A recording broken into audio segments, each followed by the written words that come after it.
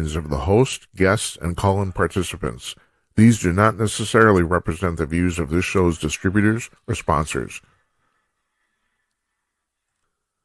This program may contain obscene, profane, or otherwise objectionable language.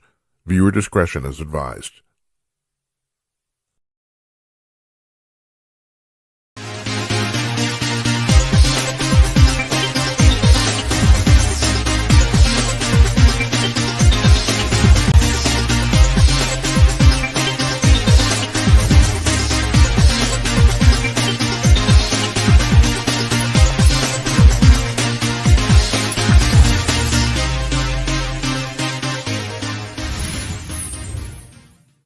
Howdy ho, everybody, coming to you cordless from glamorous Minneapolis. It's Wednesday night, June 17th, 2026. I'm Jim Peters. Welcome to another edition of Jim Peters at Night.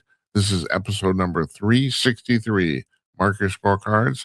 Our guest tonight is Michael Pack. He's been on the show before. This is his second appearance. He's a filmmaker. He's got a new documentary out that he's doing in conjunction with the Wall Street Journal. And it's called The Lockdown Dissidents. And it's about COVID.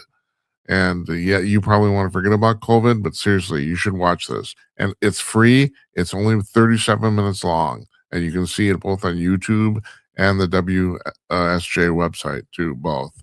And also, it's not behind the payroll, too. You don't have to pay for this. This is completely free. Tomorrow night, our guest is going to be Andrew Fox. He's an author and a priest, and his new book is called Truth in the Age of Applause, How Stupidity is Ruining the American Dream. And that's that's the reason I want to talk to him, because you know how I feel about that. Stupidity is ruining the American dream. So yeah, he's coming on tomorrow. On Monday, we got our old friend Think, regular caller, is coming on to talk about quantum computing and AI, which he knows a lot about. And we're off on Tuesday.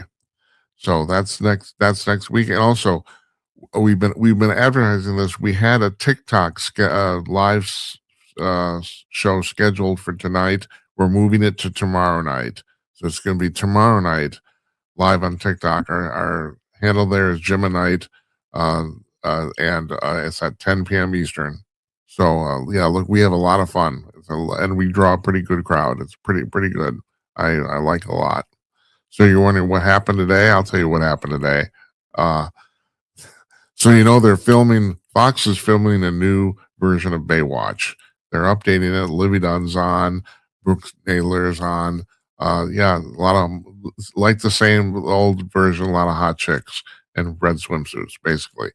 They're doing it in Los Angeles, of course. The show's set in Los Angeles. And Los Angeles was really celebrating this, the fact that they're going to have another big production in Los Angeles. Even Gavin Newsom mentioned it. Well, it turns out they started shooting the show. They had such a hard time with the red tape involved dealing with the local city and county government, they almost bailed.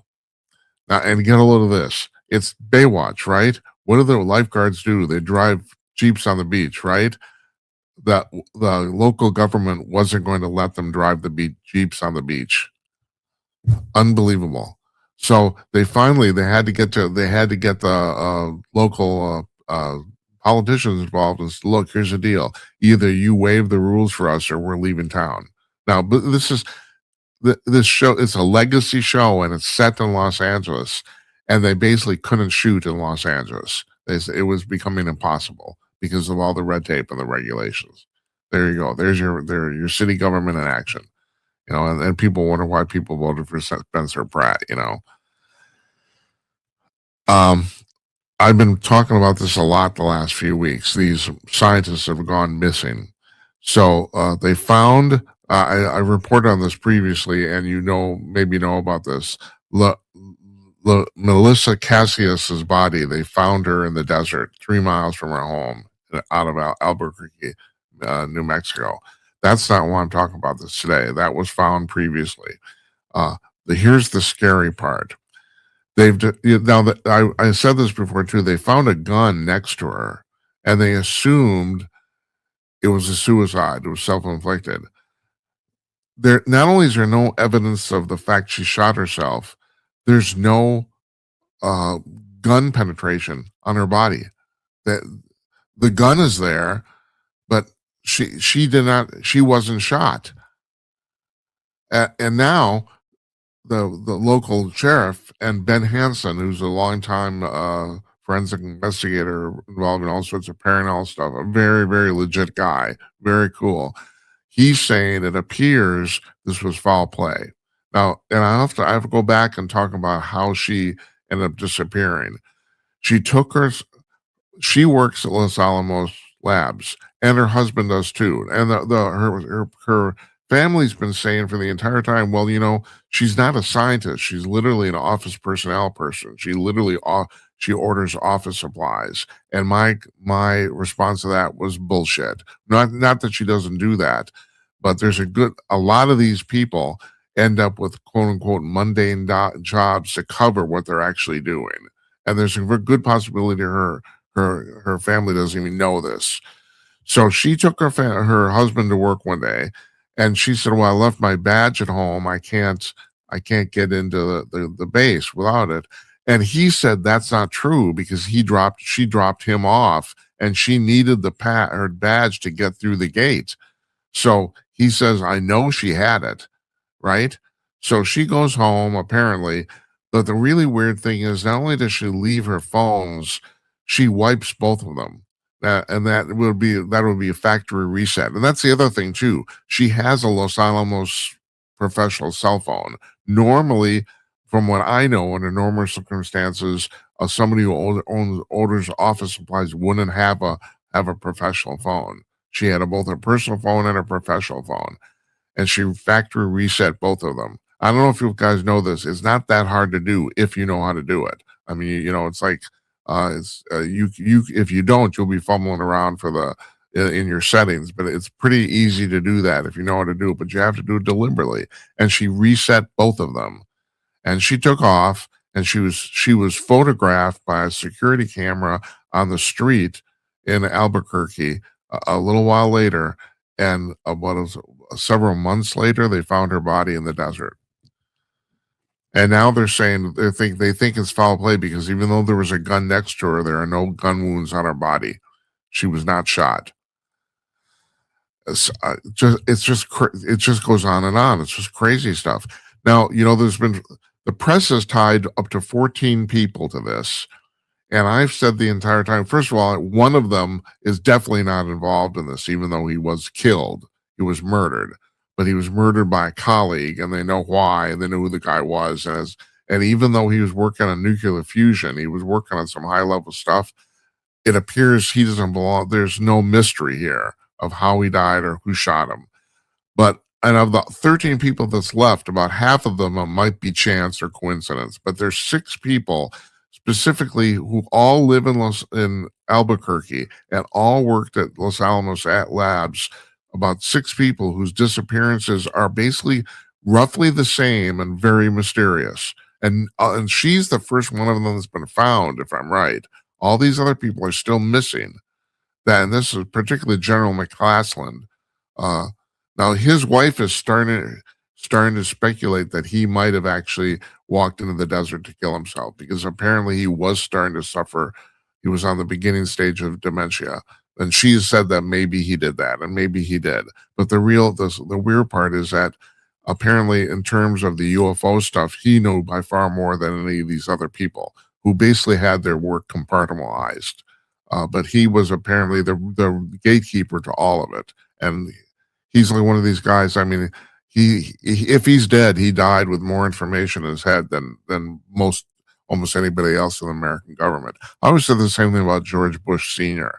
So George Bush Sr. was not only just vice president and president of the United States, he was also for a while the head of the CIA. That guy died knowing an enormous amount of stuff that probably nobody else knew.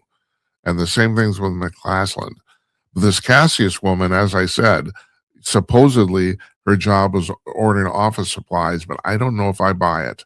I don't, because she wouldn't have a professional cell phone if that was her job. But whatever. Anyway, I don't know these people. I don't know what's going on. I'm speculating, but it's still the fact. This whole thing looks very shady. And Ben Hansen said, based on what he knew, there's an 80% chance that she was murdered. And the sheriff is now saying the same thing. Just really weird. All right, speaking of humanity, so a bunch of scientists have figured out that the human population is going to hit 2.34 trillion people in about 17,000 years. And you're thinking, well, why do I care about that? Okay, here's why you care. Really, here's the interesting part. They've determined that 117 billion people have died on the planet. There's 8.5 billion people on the planet right now. They say 117 billion people have passed away. And they did some extrapolation and they came to the conclusion that humanity would peak at 2.34 trillion people. Now, there's another way to calculate this, and there's some people who think that the population of the Earth will have down to 4 million people by 2064, which is not that far away. 40 years from now? But people, you look at the figure 2.34 trillion people and you think, well, that's a lot of people, Jim. This is on the entire planet. I'm constantly reminding everybody of this. There are 340 million people in the United States. And get a load of this. Now, this is the last figure I saw, and I saw this a few years ago. So it might have changed slightly now, but the last figure I saw is that only 4% of the U.S. landmass is inhabited with people. Only 4%, because the vast majority of it is the Rocky Mountains and Alaska and all sorts of, the plains of Texas. I mean, there's a lot of open space in the United States, and we have 340 million people here, and we haven't even come close to filling this place up. It's the same thing when people talking about, well, sooner or later we're going to run out of oil. Yeah, that's true, but it's not going to happen for a long, long time, because you can talk about all the people on the planet, but relatively speaking, the planet is not that populated. So these figures are all bullshit. It's like no one actually knows anything. They're just probably trying to get some clickbait. I don't know. And if you're my age, this is true. So a survey in Britain determined that going out dancing in the 1990s was the most fun you could have ever.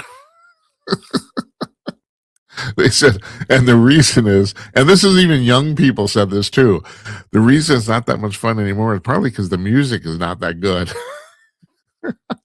so it's not just me, Now I was a DJ, yeah, and I quit in 1995 DJing, the real amazing thing about that is, so 1996 is the following year, and I remember thinking, the music's actually pretty lame.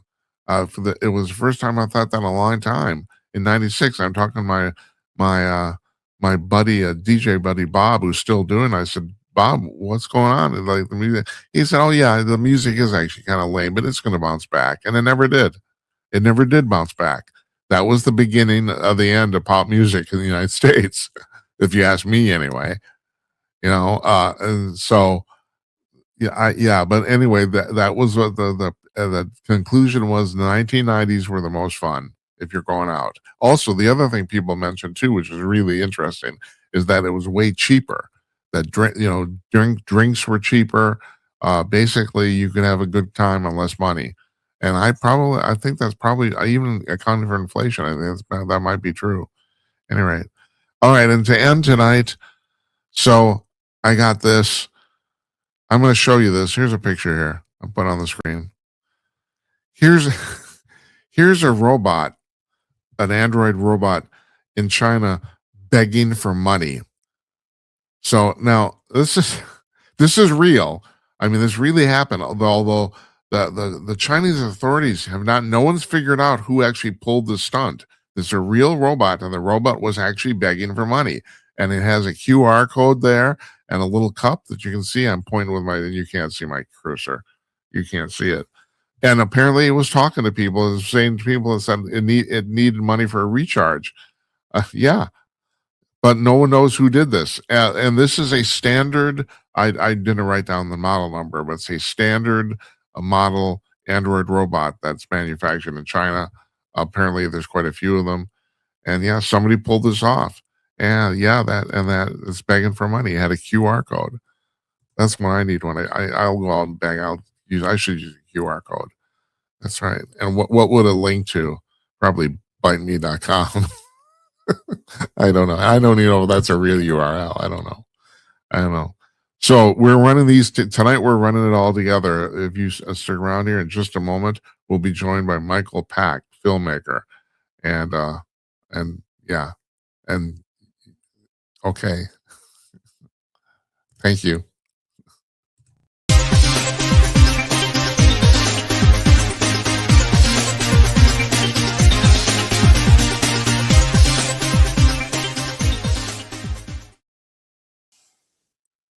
Howdy ho, everybody. Come to your cordless. It's Jim Peters here. Our guest tonight is Michael Pack. He's a filmmaker, producer, director, and he has a new documentary out with the Wall Street Journal, of all people, called The Lockdown Dissidents. And Michael joins us now from Chevy Chase, Maryland, from his office. Hi, Michael. Hi. Hi. So when did the Wall Street Journal decide to get into filmmaking? Well, this is the third of our partnerships with them. It's with the Wall Street Journal opinion section, right? So they, not the news section. I mean, they have a lot of news videos on their site, but this is their first foray into documentary production, that where instead of just being a quick little video, tries to tell a story. They're about 30 minutes long, and this is the third one. And we have several more coming out. We hope to come out with one every quarter. And so your listeners and viewers can go. It's free, not behind their normal paywall. If they go to wsj.com/opinion docs, they can see all three, or they can just search for Lockdown Dissidents on the main site or the YouTube page. Yeah, it's on YouTube too, right? Yeah. Yes. Yeah. Why did you decide to do this particular one now? Well, I feel strongly that people really want to move past COVID. They want to forget it. It's the biggest thing that's happened domestically, at least in the last 5 years. And it's huge and a global in scale and a huge blunder. And people just want to pretend it didn't happen. I kind of understand the impulse. It was a horrible time. We all did a lot of weird things. But to make sure that it doesn't happen again, I think people need to rethink what happened and learn why it happened, so that it doesn't happen again. And so that's what we do in this film. We tell the story of COVID from the beginning through these skeptics coming up with another, dissidents coming up with another view, and then their censorship, and then how and why it happened. Yeah. So you just said one of the key things here I want to talk to you about the fact that we have to make certain this never happens again. People have that sort of memory. You know, it's like there's so many things that happen in politics and in life and in history over and over again. And I just wonder if we just as humans, we're stupid and someone's going to come along and we're going to do the exact same thing over again. Well, I worry about that too. I worry about that too. I mean, that's our business, those of us in the media, to make sure that people are alert to that. I think that people haven't learned the lessons of COVID, but they can. It could happen again in another health crisis. It can happen again in any other crisis. I mean, the key thing that happened in COVID, and Scott Atlas says this towards the end of the film, is that we Americans, we pride ourselves on being rugged individualists and fight strongly for our rights and privileges. But the government claimed it was an emergency, and we sacrificed and gave up all of our basic unalienable rights promised by the Declaration, listed in the Bill of Rights. We gave up freedom of speech. People like our lockdown dissidents, their free speech was suppressed. We gave up freedom of assembly, no protests against COVID. We gave up freedom of religion. Churches were asked to close and they shut down. So we have to make sure we don't do it again. I think it's possible that next time we will fight more strongly for our rights. I think in a way, Jim, that the re-election of Donald Trump was in part an assertion that we knew something had gone wrong. Well, is there a political undertone to this? I mean, do you think this was, or I mean, a lot of people think this, that was a kind of a rationale for us, for people to essentially take over the government, or let me put it this way, to centralize the government. Yeah, I don't think that's what government bureaucrats do by instinct. You don't really need a conspiracy. I was in the first Trump administration. I ran international broadcasting for a while. Yeah, you And, were right. and so the people, the sort of permanent bureaucracy under me, the civil service people, they naturally want to grab power and maintain their point of view over and against the political controls, especially if it's someone that they hate as much as Donald Trump. That's their instinct. And I think what we saw at COVID was a very clear case of that. Anthony Fauci, in particular, he's the consummate government bureaucrat. There for 40 years, he assumed a kind of power that there was no reason that he should have. We have a line in the film where Robert Redfield, who was then the head of the CDC, said he was at an early task force meeting with Dr. Fauci, and the president spoke, and Penn spoke, and Alex Azar spoke, and he spoke, and then Fauci spoke, and Fauci said, "I am the expert. I'm the one in charge." And Robert Redfield said to him after, "Why do you say that? You run a lab at NIH. There are hundreds of labs at NIH. I'm the director of the CDC." But it didn't really matter. And in the end, yeah, can you clarify something? Technically, Redfield was Fauci's boss, right? Well, technically, Francis Collins, the head of the NIH, was Fauci's boss. But Francis Collins was on the same level as Redfield, and Fauci was many layers below. Right. But he asserted that power. He maintained it. His view and Deborah Burke's views are the ones that predominated. The president was skeptical, but he let them have their way in the first term. I think he wouldn't this term. Yeah, people think Trump doesn't listen to people, but it's actually the opposite. Sometimes he listens to people too much. Now, it should be pointed out here, and I'm pretty certain I have this correct. This wasn't in any of your publicity materials. Anthony Fauci, of the 4 million non-military personnel of the U.S. federal government, was the single highest paid federal employee. Isn't that right? I have heard that too. I believe that to be true. And he was there for something like 40 years. Yeah, he was the head of that division of NIH. And what is that called? National Institute for Allergy and Infectious Diseases, NIAHD. He was the head of it for 37 years. He had the same, I don't know if he was there longer than that, but he had the same job for 37 years. I have to go on the record here. I made a huge mistake. At the beginning, I supported this guy. I thought, well, he's just a scientist. He's just doing his job. It took me quite a while to realize that. All right. So let me. Did you conclude that he's basically an asshole? Well, I never met him, but I think that's right. I think that's fair. He, as I say, is the prototypical government bureaucrat. I mean, it isn't a personality thing. They seize power. They think they know better. They believe that experts know better than the elected public officials, especially when they're Republicans, and especially when they're so transparently evil from their point of view as Donald Trump. And it doesn't matter that the American people elected them in a free and fair election. So they know better. Their way should go. I mean, the famous "I am science" line kind of encapsulates that, but it's mirrored by all the others. I mean, if Fauci were doing it alone, it wouldn't work. He was there for 40 years. He filled his bureaucracy with people who he knew and he had appointed and shared his views. And there's a whole host of them.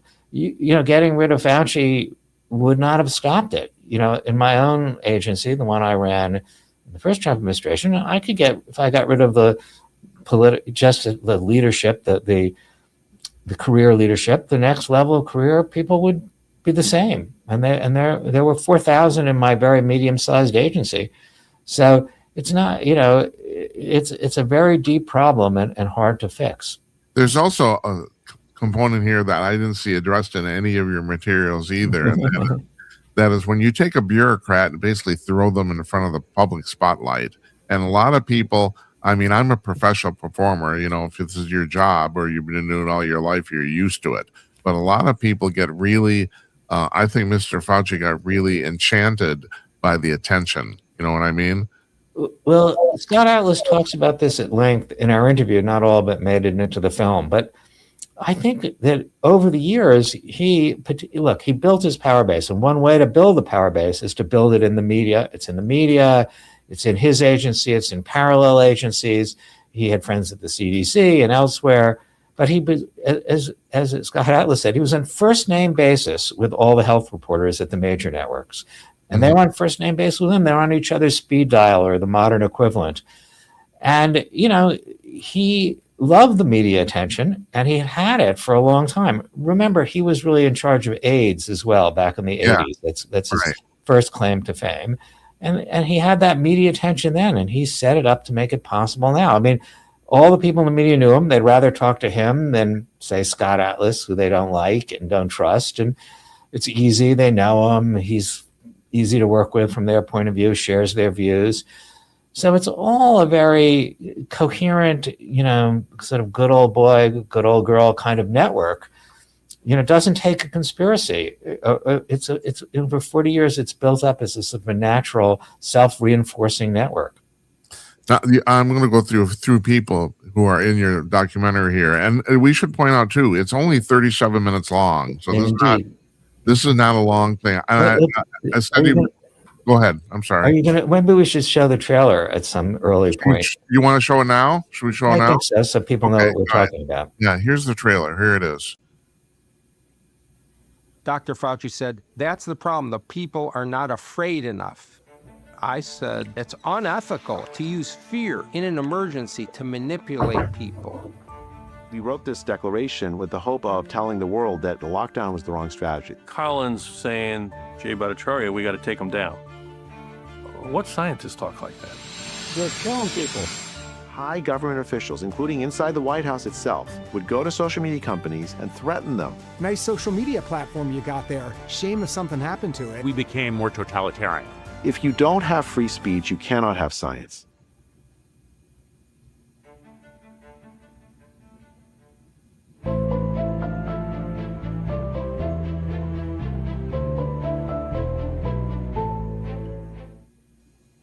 All right, that's pretty much to the point, All right, so my question is of the few people you have on the screen here, Dr. Jay Bhattacharya became the director of the NIH, which is like, I think he said, what did he compare it to? I can't remember.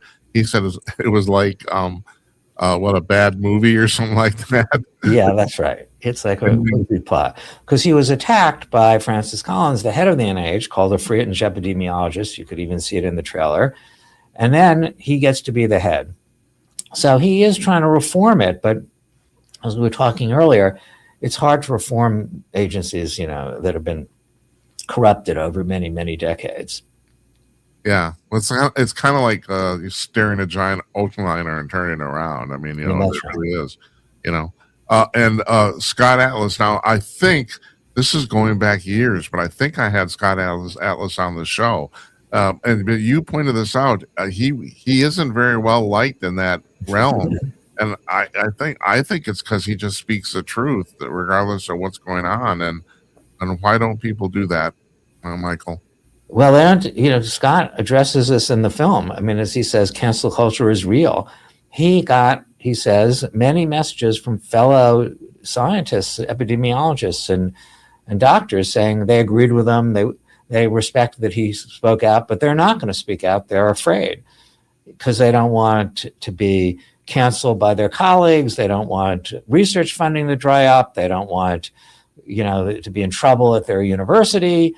So they don't speak out, and he's one that does. And it is a cost. He was censured by the Stanford faculty. He says he got death threats, had to have, in his home at Palo Alto, had to have security, armed security guards. I mean, that's a lot for just a scientist expressing opinion on a pandemic. I'm going to share a story with you here I've told on this show several times that at first it sounds like it doesn't apply, but it actually does.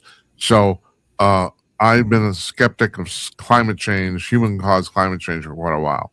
The year is 2014, and I'm at the Christmas party of a very large scientific organization. I can't tell you what it is. I can't tell you why I was there, but I'm talking to a major climatologist. Matter of fact, we're drinking and everyone's kind of getting sloshed. And I'm at the bar with this guy. He's not famous to the public, but he's famous in his field. And I said to him, some professor, tell me about climate change. And he slammed his drink down on the bar and said, yeah, Jim, I'll tell you about climate change. Climate change is bullshit. And he went into this 20-minute monologue.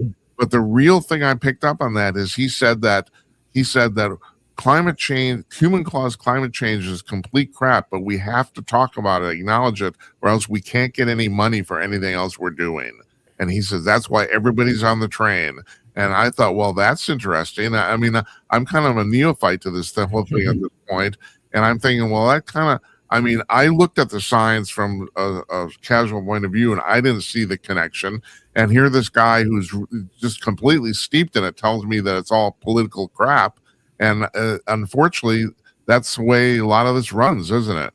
Absolutely. So people who disagree about climate are called climate deniers, trying to make it parallel to Holocaust deniers, but they're not. They have other points of view, and both on the extent to which humans cause climate change and the extent to which any of the measures that they propose will have any impact on climate at all. Whatever you think climate change come from, I think it's hard to prove that all these emissions changes are going to have an impact on changing the climate. Right. So, or that it's the economically most efficient way to do it, or to deal with it. I want to point out, this has been my position for quite a while. The climate is actually changing. It's just that humans aren't causing it. That's that seems to be the scientific contentious now. Finally, I mean, I see in the press in the last few weeks, there's people coming out saying, yeah, that's actually what's going on here. You know, the temperature's been going up on Earth for 300 years, but like Patrick Moore pointed out, the first half of those 300 years, there was no industrialization on the planet, and the temperature went up anyway. So, you know, but anyway, I'm just trying to clarify my personal point of view here. Forgive me, on your time, which is terrible. So, how did Robert Redfield handle all this? He was the head of the NIH at that time. So, he says that he was critical of his colleagues and that he was very supportive of the Great Barrington Declaration. Scott Atlas is skeptical of the way Robert Redfield portrays his role at the time. But, you know, we feature a little of their disputes in the film. But I think it's a good example in his case that somebody who has become increasingly skeptical gets more and more sidelined. I mean, Deborah Birx was actually his protege for a while. But even as the head of the CDC, he didn't feel like he was in a position to challenge the orthodoxy until very late in the game, at least. So that's sort of the amazing thing. I mean, it's a very tight world, and they do not brook disagreement, as your friend who slammed his glass down suggests in another area. So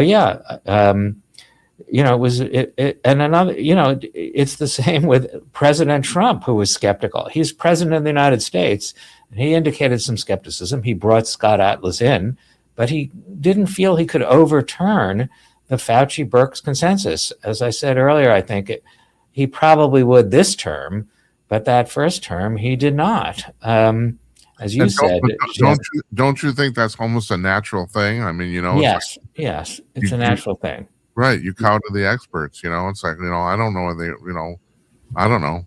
Well, I think President Trump was so confident in his views in the area of medicine and pandemics, he probably felt particularly, deferential to experts, in areas like foreign policy or economics. He probably more confident, and he was prepared in those areas, but he wasn't prepared to deal with the pandemic. And I think he did give them, what you said earlier, Jim, is right. He listened to them too much rather than not listen to them enough. Yeah, I heard one person say, and I thought this was really fascinating, that the problem with the pandemic and Trump is that Trump is used to adversarial people, but he wasn't used to an adversarial concept. There was no one to fight back against, or at least in the beginning, at least that was the perception. And he did, in that sense, it was kind of antithetical to his personality on how to deal with it. I thought it was an interesting theory. No, that's an interesting point. He couldn't have his combative personality in play the way he usually does. Right. Yeah. Yeah. So, may I ask, how do you make money off this? Well, we raise money from philanthropists. They give to a 501c3 associated with us. So if anyone out there wants to help contribute to our support, they should reach out to me. And we actually, Palladium Pictures, we own these films and we hope to distribute them. I mean, one of the problems I have in the documentary world, I think we may have talked about this at an earlier point. So documentaries are on the rise. They're more and more popular. You see more and more of them on streaming services, on Netflix, Amazon, Hulu. They are the second most popular genre after drama, ahead of comedy, ahead of horror, ahead of everything else. So they are almost universally either not political or left of center. I mean, many are about political issues. Many, for instance, are celebrity profiles, but they always profile left-leaning celebrities, Jane Fonda, Greta Thunberg talking about climate change. We did a documentary about Clarence Thomas, in that sense, a celebrity profile, but which was on PBS, and that was the rare one.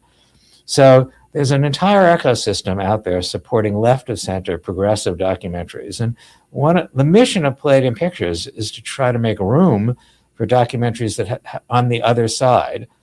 And because there's an entire ecosystem on the left, there's no training system, there's no mentoring system. So we have also, in addition to making documentaries, an incubator program to train young right of center, libertarian, conservative filmmakers. And people can apply on our website.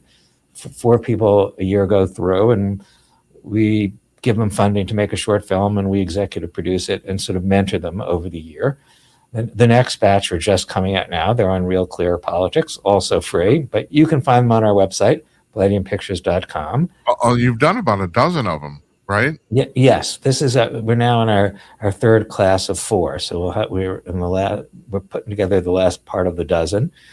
And I hope they form a community of a new kind of filmmaker. I mean, the problem really is on the left, there are film schools. There are like 4,000 universities in America, all have film schools. And the film schools are very left of center, just like journalism schools or ed schools. Right. Most of them advertise they train you to make, social justice documentaries, and those all have one point of view. So there are 4,000 training, each year, graduating 100 or students, maybe 50 students. So that's, 200,000, released every year. Some of them are no talent, some of them don't, but they find their way into this sort of left of center ecosystem. And we have no training program, no funnel where we can pull students in. And we really need to do that. The left has been serious about it. To their credit, this is a free market of ideas since at least the 60s. For many decades, and poured billions into it per year. And we have done very little. I do have to say, we are supported by philanthropists, and my entire career is based on their generosity, so I am appreciative. But on the left, the numbers are so much bigger. The amounts are bigger, the amount of philanthropists are bigger, the amount of training programs are bigger, the amount of support institutions, niche distribution companies, film festivals dedicated to particular kinds of films, et cetera, et cetera. What's next for you? What's the next film on tap? We have 2 coming out with the Wall Street Journal, one in August, which is the 5th anniversary of the withdrawal from Afghanistan. So that is actually going to be an hour film, a departure from our usual 30-minute film with them. And it's an amazing story. I mean, people think they know it, but I doubt they have. And we're going to tell it, release it around the 5th anniversary, the end of August this year. Hey, really quick though. What? That whole story about Afghanistan, is it worse than we think or better? Yes, it's worse than we think. That's what I thought. and it's harder. I mean, and it's been harder on the Marines that we asked to execute our plans than we have imagined either. Uh-huh. And then in the fall, we have a film coming out, another COVID film on the Canadian trucker convoy. You probably remember that, Jim. Yes, I do. But a lot of people don't know about it. That's a really good subject for a film because, first of all, you're right. Most Americans don't know about it. And secondly, it was really fascinating. I mean, it's a great story. And we tell it, and we have all the trucker leaders, and we have critics. We have the chief of police and councilwoman who is against them. And it's an amazing story. And it's a story of a populist revolt. I mean, against cross-border COVID mandates. And after truckers being a hero, suddenly they were the villains, and they rose to protect their freedoms. So it's a more upbeat story maybe than my COVID story. Yeah. So once again, people can find this at wsj.com/opinion docs, right? Yes. And you can search for it on YouTube too. It's on YouTube too. It's on their YouTube page, or they can go to our website, palladiumpictures.com, to see any of our films. Yeah. And once again, it's only 37 minutes long. So you're not going to burn a whole afternoon watching it. Exactly. Michael, I respect you for what you do. It's pretty cool. And thank you. Thank you for doing it. And when your next film comes back, I hope you'll come back too. Absolutely. You can count on it. Thank you very much. Thank you. Appreciate it. We'll see you.